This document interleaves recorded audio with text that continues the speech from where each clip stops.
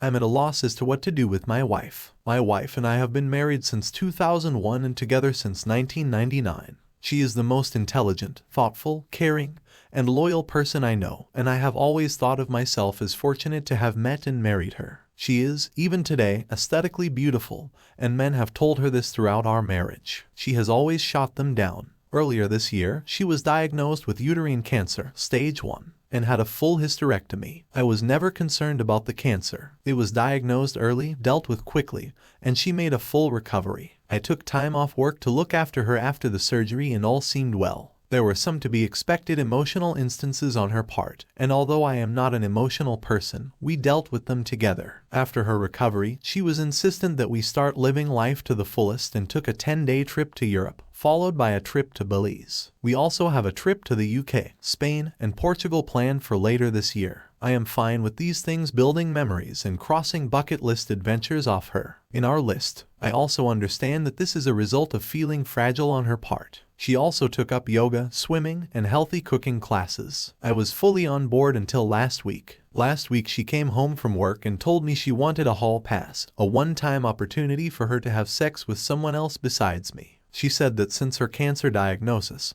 her outlook on life has changed and she doesn't want to be handcuffed from doing things she wants to do. She explained that there is this guy at her work that she has always had some attraction to. He is leaving the company and she will never see him again. So this is the perfect opportunity to sleep with someone else. She said that I could say no, of course, but that she would be mad and disappointed at me for an indeterminate amount of time and that it would be confirmation of my male toxicity and insecurity. I don't consider myself to be toxic. And if not wanting your wife of 20+ years to have sex with someone else is insecure, then I guess I am insecure. I told her that I appreciated her talking to me about this, but approval via coercion is not approval. I also said that I did not appreciate her language in describing my as of yet unknown reaction to this very large issue that could affect the rest of our marriage and life. I got up in the morning. She said that she was sorry for putting such a large decision solely on my shoulders and that to help she was taking the decision away from me. She booked a hotel room for me. I'm at a loss as to what to do with my wife. My wife and I have always thought of myself as fortunate to have met and married her. She is, even today, aesthetically beautiful, and men have told her this throughout our marriage. She has always shot them down. Earlier this year, she was diagnosed with uterine cancer, stage 1, and had a full hysterectomy. I was never concerned about the cancer. It was diagnosed early, dealt with quickly, and she made a full recovery. I took time off work to look after her after the surgery and all seemed well. There were some to be expected emotional instances on her part, and although I am not an emotional person, we dealt with them together. After her recovery, she was insistent that we start living life to the fullest and took a 10-day trip to Europe, followed by a trip to Belize. We also have a trip to the UK, Spain, and Portugal planned for later this year. I am fine with these things, building memories and crossing bucket list adventures off her in our list. I also understand that this is a result of feeling fragile on her part. She also took up yoga, swimming, and healthy cooking classes. I was fully on board until last week. Last week she came home from work and told me she wanted a hall pass, a one-time opportunity for her to have sex with someone else besides me. She said that since her cancer diagnosis, her outlook on life has changed, and she doesn't want to be handcuffed from doing things she wants to do. She explained that there is this guy at her work that she has always had some attraction to. He is leaving the company and she will never see him again. So this is the perfect opportunity to sleep with someone else. She said that I could say no, of course, but that she would be mad and disappointed at me for an indeterminate amount of time, and that it would be confirmation of my male toxicity and insecurity. I don't consider myself to be toxic, and if not wanting your wife of 20+ years to have sex with someone else is insecure, then I guess I am insecure. I told her that I appreciated her talking to me about this, but approval via coercion is not approval. I also said that I did not appreciate her language in describing my as a, it will be one time. What can I say to help you deal with it? You'll get over it. We were meant to be, regardless of the situation. Remarks leading up to Saturday. She left Saturday ostensibly to meet her co-workers, but in reality, fuck the guy. I asked her to text me when she was leaving for the bar, and when she did, I asked her if she was going to go through with this after her response. I'm not answering any more questions tonight. I will see you tomorrow. I blocked my wife. Then I did something either stupid or brilliant. I went to the bar where the get-together was happening. Well, not the bar, but a transit bench across the street. I waited for a long time. It was running through my mind leading up to this event that I needed to know who this guy was. Maybe to compare myself against him, to see what he had that I didn't have. It was driving me crazy not knowing who he was and what was so special about him that she would ruin a marriage for. After what seemed like an eternity, a woman that I recognized from my wife's office left the bar and got in a cab. Soon other people started filing out and the whole group came out and people were hugging a man and shaking his hand. I assumed that I had my guy. I didn't see my wife and had a brief thought that maybe she called it all off. I unblocked her and there were no messages. Everyone said their goodbyes and left. The dude was standing outside for a few minutes and then my wife came out. She looked around, took his hand, and started walking away together. Of all the emotions I went through, trepidation, sadness, anger. It was disgust that encapsulated the event for me. This guy was short, fat, and bald. All the things I cannot compete with. Ultimately, I felt like a pervert for watching from a distance. I followed until they got to the hotel and then turned around and went home. I woke up Sunday morning and put a lock on the master bedroom door. I moved her things to the spare room and left a note asking her to find other accommodations as quickly as possible. I visited another friend who is a lawyer and he gave me some sage advice and a couple of recommendations for divorce attorneys and made the introductions. My wife had been calling me numerous times since around 11 or so. Once blocked the calls, go to voicemail. I listened to the first couple, but felt nothing but some satisfaction when she couldn't get through to me and she was becoming concerned. I didn't want to go home, but I left in such a hurry that I didn't plan an overnight properly. I got home around 9 and as per my buddy's advice, I recorded the interaction. I was halfway up the stairs when she came up from a family room asking what was going on. Could we talk? I thought we talked about this. I just answered that I was not interested in discussing this tonight and went to bed after not getting a response from me through the door. She left me alone. I feel kind of like a child for not talking with her and shutting the door on her. But I just couldn't look at her. On Monday, I got up and got ready for work. She was waiting for me and asked if we could discuss getting back to normal. I said, "You have been doing all the talking for the both of us for the last week. Why don't you continue?" and left for work. I have an appointment with the attorneys my friend recommended for this week. Update to my lawyer wasn't available for a few days, so I was faced with the reality of having to live with my wife in the interim. I didn't want to go home and have any discussion, let alone a discussion about our relationship. When I did get home, I was ambushed by her friends and my mother-in-law. Instead of taking the remorseful approach, they decided that a full court press was what the situation warranted,